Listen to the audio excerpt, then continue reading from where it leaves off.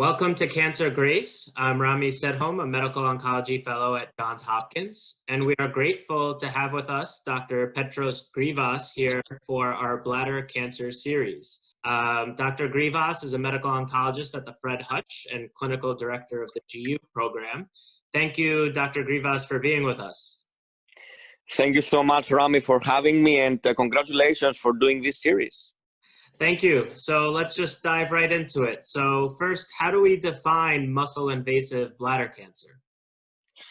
Muscle invasive bladder cancer is defined by the tumor which is originating in the luminal part of the bladder, in the area where the urine is collected. This tumor can invade through the layers of the bladder wall, and it's trying to find the way from inside through the wall to outside of the bladder. And when it invades through the muscle layer of the bladder wall, muscle layer is part of the bladder wall and is responsible for contracting the bladder so urine can be produced. When the tumor is invading this muscle layer, we call this muscle invasive bladder cancer. So it represents the depth of how deep invading the bladder wall, how much deep it goes in the bladder wall, the tumor, I mean. And that's important because the deeper the tumor is invading, and especially if it invades the muscle wall, and is muscle invasive, then the chance of entering small blood vessels and what we call lymphatic channels is higher, and that can actually be associated with higher chance of spread, what we call metastasis. So it's very important to have a proper diagnosis of muscle invasive bladder cancer, and it's very common to underdiagnose it or miss it. That's why it's important to have a good dialogue and communication between the urologist who does the procedure of biopsying the tumor through the urethra and the pathologist who reads the biopsy result. So this is important because it's very common to think you have less deep invasion, what we call not muscle invasive, but actually in reality, in actuality, to have muscle invasive tumor. So it's important to have this proper and accurate diagnosis, which might require a second biopsy, what we call TURBT, which stands for transurethral bladder tumor resection, which is the way that bladder cancer is diagnosed and also states, meaning we see how deep it goes into the bladder wall. Okay, thank you for that. And you hinted a little bit about the importance of multidisciplinary teams and communication. So on that note, what are the different modalities of treatment for muscle invasive bladder cancer? So I agree with you, Ramy, that multidisciplinary approach is very important. And we actually have a multidisciplinary bladder cancer tumor board, which is a clinic that happens every Tuesday morning at University of Washington and Seattle Cancer Care Alliance, where I practice. And this clinic involves the urologic oncologist, the surgeon, medical oncologist like me and my colleagues, and radiation oncologist, as well as pathologists to review the actual biopsy results and other information from the tissue analysis under the microscope, as well as radiologists who helps review the CAT scans, MRIs, the imaging studies that we use. And overall, I would say that there are two strategies to try to treat muscle invasive bladder cancer, assuming that it's not spread, not metastasized. And these approaches are the following. Number one, trying to remove the bladder and also the lymph nodes around it. We call this radical cystectomy, and as well as removal of the prostate in men. So radical cystoprostatectomy in men, which means removal of the bladder and the prostate, as well as the surrounding lymph nodes, and a radical cystectomy with what we call removal of lymph nodes, also in women, so surgical approach. And this strategy ideally should be preceded whenever possible with chemotherapy, not with any regimen, but a specific regimen including cisplatin, which is a very important chemotherapy drug. And actually, to be accurate, we have two different chemotherapy regimens that are being used in this particular scenario, with chemotherapy before radical cystectomy, meaning removal of the bladder. And those chemotherapy regimens, both of them, I would say, contain cisplatin, which is the most important chemo drug we have. However, about half of the patients may not be able to safely receive cisplatin because of medical issues, not adequate kidney function, not adequate functional status overall, other medical issues. So it's important to have a dialogue with the oncologist in order to see whether the patient is a good candidate to tolerate safely cisplatin. And we use criteria that allow us as medical oncologists to see whether a patient can safely tolerate cisplatin or not.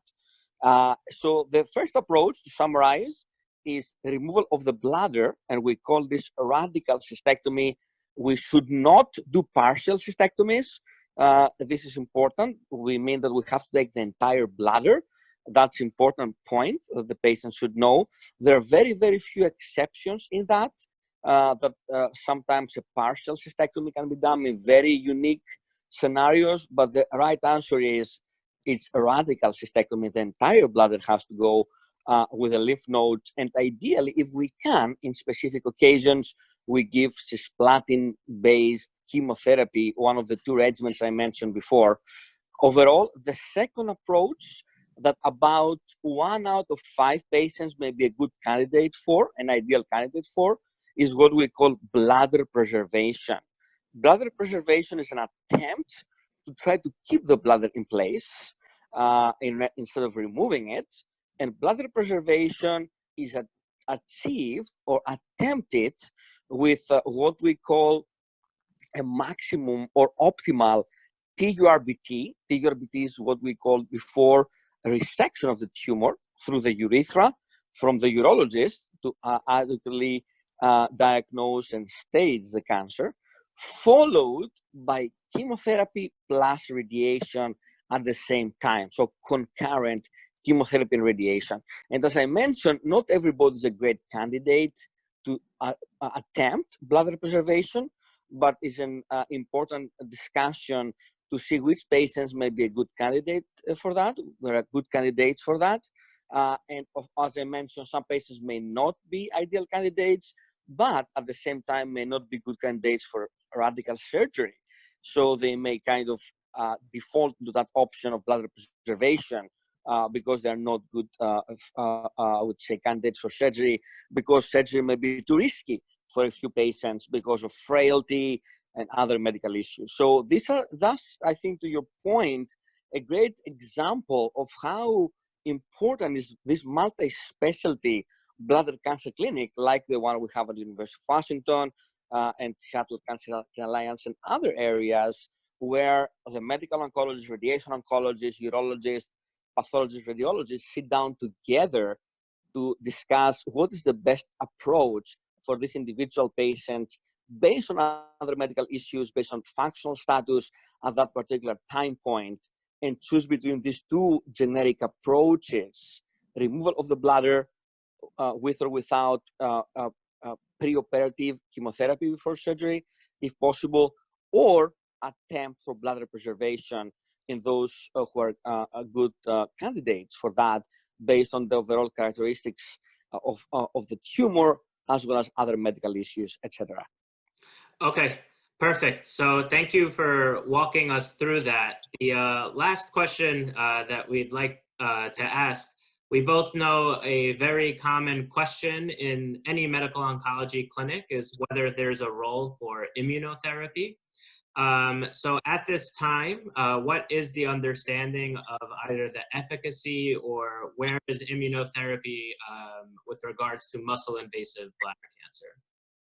So overall, one important component of treatment, in addition to the standard approaches that I mentioned before, is clinical trials. And I think it's very important for the patients to ask about clinical trials every single time to the providers. And clinical trials are a key way to make progress, and it's a key component of how we have made strides in bladder cancer so far and other cancers too. So it's very important to discuss clinical trials, and I would encourage every single patient to ask actively the provider, what are the clinical trials I'm qualified for, or I'm a good candidate for, based on the cancer characteristics, based on my other medical issues, etc. In that context, immunotherapy is being tested in multiple clinical trials in what we call localized muscle invasive bladder cancer. In those scenarios that the bladder cancer is still able to be resected, we call this resectable, being able to remove it by surgery.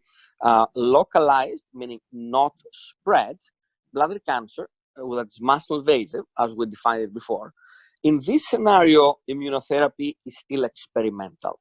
So, this is a very important point, because immunotherapy has a strong track record and is approved by the FDA in different scenarios. For example, for metastatic bladder cancer, when the cancer has been spread, metastasized to other organs, or it's what we call very advanced and has invaded through the abdominal wall or the pelvis wall near the bladder and cannot be resected. We call this locally advanced and are unresectable.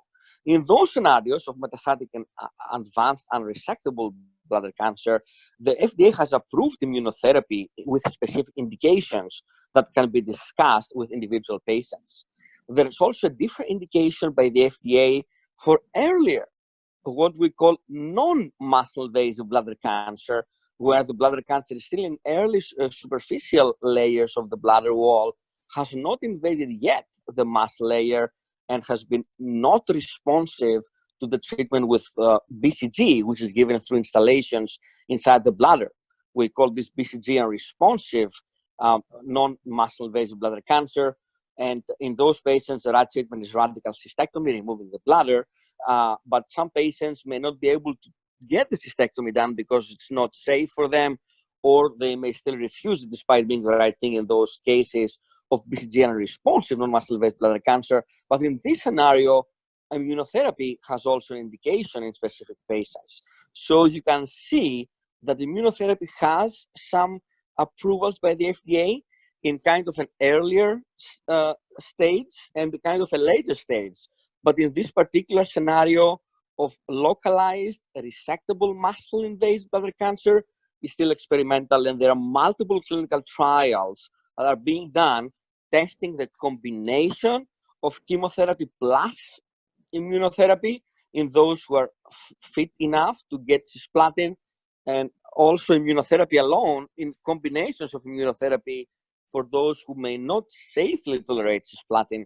So there are multiple clinical trials, and I encourage the patients to discuss with the oncologist about these options, including immunotherapy. And as I mentioned, if the bladder is removed and the patients are done with a radical surgery, or they are done with chemotherapy and radiation for bladder preservation, there may still be clinical trial options, and I think it's important to discuss them. When a clinical trial or a treatment is being considered before the surgery, we call those neoadjuvant settings. So neoadjuvant trials, meaning before surgery. If it is done after the surgery, we call them adjuvant trials. So in either scenarios, or in the context of bladder preservation, I think many trials are ongoing, and many of them include immunotherapy. And it's very important to discuss those options with the patients when possible. Perfect. So we just want to thank Dr. Petros Grivas for his time to discuss muscle invasive bladder cancer. For those patients and caregivers who are listening in, please, we encourage you to also check out our videos on immunotherapy in metastatic bladder cancer, which were featured with Drs. Elizabeth Plimick and Dr. Matt Galsky. Thank you again, Dr. Grivas, and we really appreciate your time.